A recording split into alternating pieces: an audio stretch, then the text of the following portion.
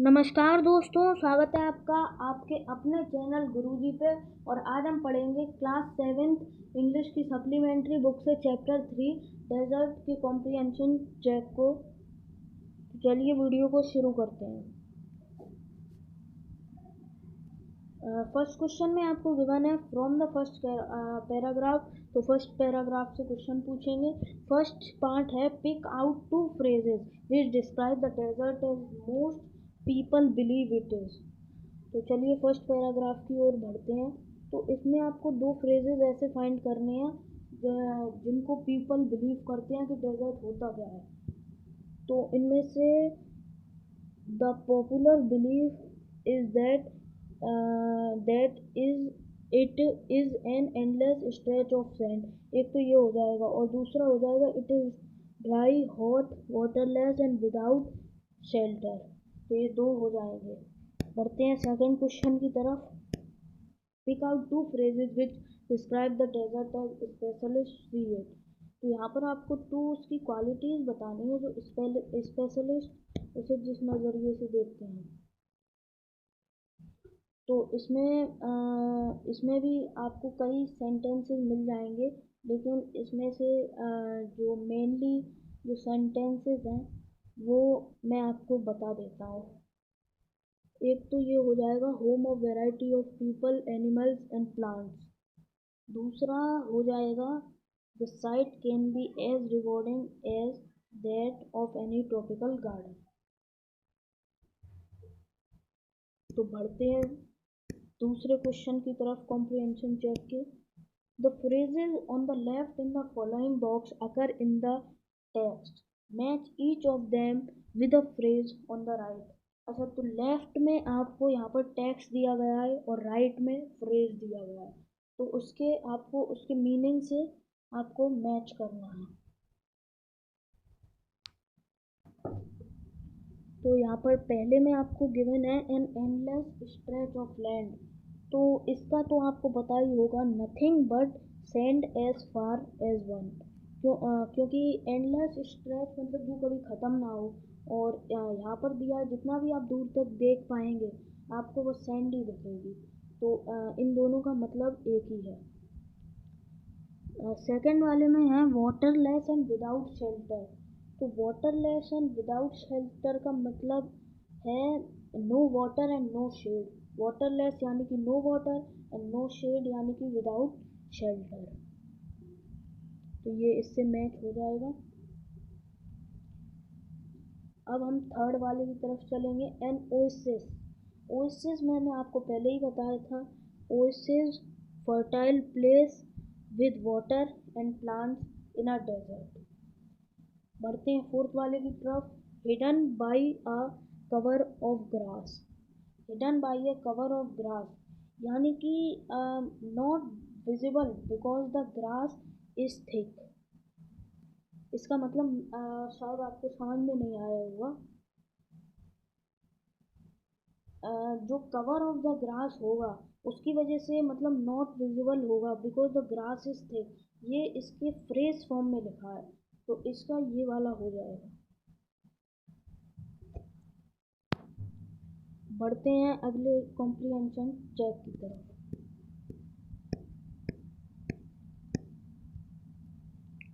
तो ये रहा कॉम्प्रिहेंशन चेक अगला।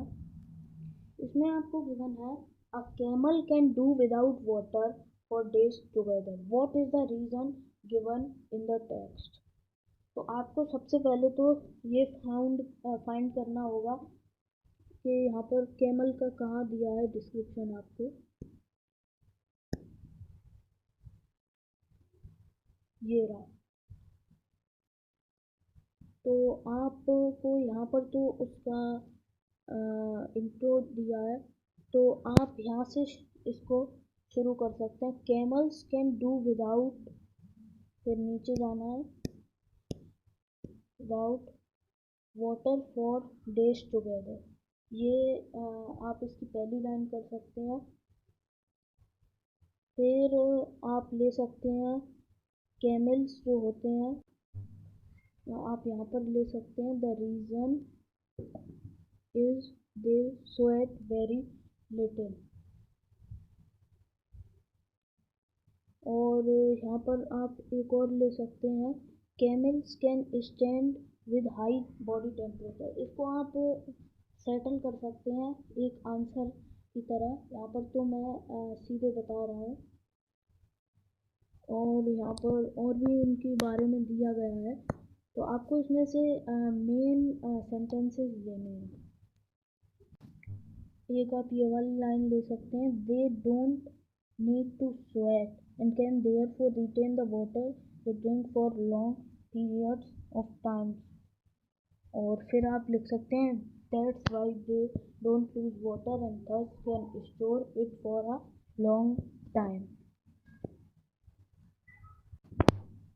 अब हम चलेंगे दूसरे क्वेश्चन की तरफ।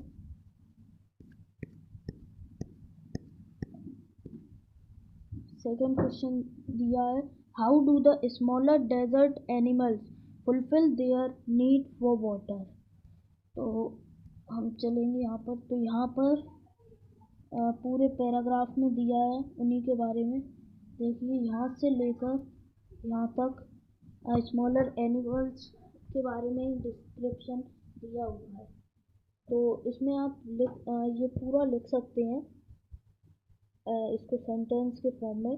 ये पूरा ही इम्पोर्टेंट है, अच्छे से दिया है। इसको आप अदर एनिमल्स के फॉर्म में लिख सकते हैं। ये कुछ एनिमल्स होते हैं, और अदर एनिमल्स प्लांट्स को खा लेते हैं, और कुछ एनिमल अदर एनिमल्स की नीड से वाटर की फुलफिल करते हैं। चलिए बढ़ते हैं अगले क्वेश्चन की तरफ। अगला क्वेश्चन है, in a desert the temperature rises during the day and falls rapidly at night, why. तो यहाँ पर इसकी पूरी डिस्क्रिप्शन दी हुई है, आप देख सकते हैं। यहाँ से लेकर आप यहाँ तक ले सकते हैं, इसमें से थोड़ा सा भी। ये पूरा इसी के बारे में दिया हुआ है, बड़े अच्छे से इसमें एक्सप्लेन किया हुआ है। आप इसमें उतना लिख सकते हैं कि the desert do not have the cover so that temperature rises during the day and falls rapidly at night। तो आप इतना लिख सकते हैं, तो ये आपके लिए सही आंसर रहेगा। तो अब बढ़ते हैं हम अपनी एक्सरसाइजेस की तरफ। तो यहाँ तो ये एक्टिविटीज़ दी गई हैं। Describe a desert in your own way, write a paragraph and read it aloud to your classmate. तो ये एक एक्टिविटी दी गई है, मैं इसको बता देता हूँ।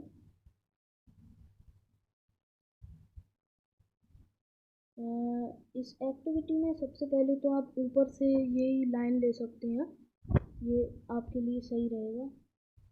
ये वाली लाइंस ले सकते हैं आप, जो हमने कॉम्प्रिहेंशन चेक फर्स्ट में हमने ये बताई थी, जो बिलीफ था। ये it is the home of variety of people, animals and plants, इतना आप ले सकते हैं। और आप ये ले सकते हैं, ये भी अच्छा है। इतना आप डिस्क्रिप्शन में ले सकते हैं, और आप इसके बारे में कुछ बता सकते हैं। इसके एनिमल्स लिख सकते हैं, इसके जो पेड़ पौधे होते हैं यहाँ के, वो लिख सकते हैं। आप थोड़ा सा यहाँ से ले सकते हैं, आप यहाँ से ले सकते हैं थोड़ा सा, great plan, dense forest and deep oceans, आप इतना ले सकते हैं। तो ये आपका हो जाएगा। फिर सेकंड क्वेश्चन में आपको गिवन है, go to the library and collect information about the life style of people in desert area, their food, clothes, work, social customs etcetera, share this information with the group. तो ये आपको अपनी library में जाके ये सब information collect करके आपको अपने क्लास में बताने देना है। मैं आपको इसका एक आइडिया दे रहा हूँ।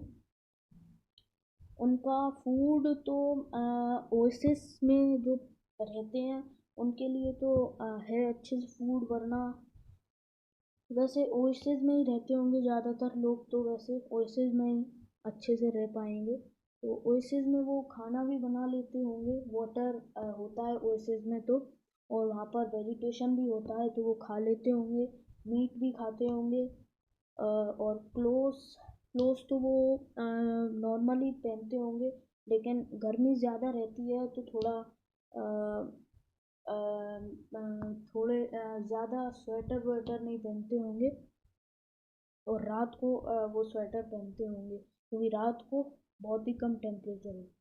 वर्क जैसे कि डेजर्ट में वो क्या कर सकते हैं, डेजर्ट में वो कुछ रोड बनाने का काम करवा सकते होंगे, कुछ छोटा मोटा ओएसिस के पास क्लिनिक खोल सकते होंगे वैसे। और फिर देखा जाए तो उनका इतना वर्क ही नहीं होता होगा।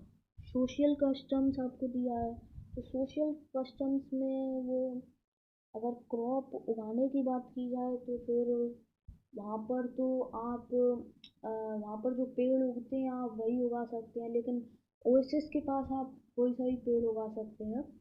बड़े ही आसानी से आप कुछ भी उगा सकते हैं, ज्वार, राइस, वीट, आप कुछ भी उगा सकते हैं। लेकिन अगर डेजर्ट की बात की जाए, अगर आप ओएसिस के पास नहीं रहते हैं तो आप वो कैक्टस और लिली विली उगा सकते हैं, डेजर्ट लिली। उनसे मेडिसिन्स भी अच्छी खासी बनाई जाती हैं, तो आपको उससे भी फ़ायदा होगा। अगर वीडियो अच्छा लगे तो आज के लाइक कर दीजिए और शेयर कर दीजिए, और हमारे चैनल को अब तक आपने सब्सक्राइब नहीं किया है तो सब्सक्राइब कर दीजिए, और साथ ही बेल आइकन को भी दबा दीजिए जिससे कि आने वाले वीडियोज़ की नोटिफिकेशन आप तक सबसे पहले पहुंच जाए। और मिलते हैं नेक्स्ट वीडियो में नेक्स्ट चैप्टर के साथ। Thanks for watching.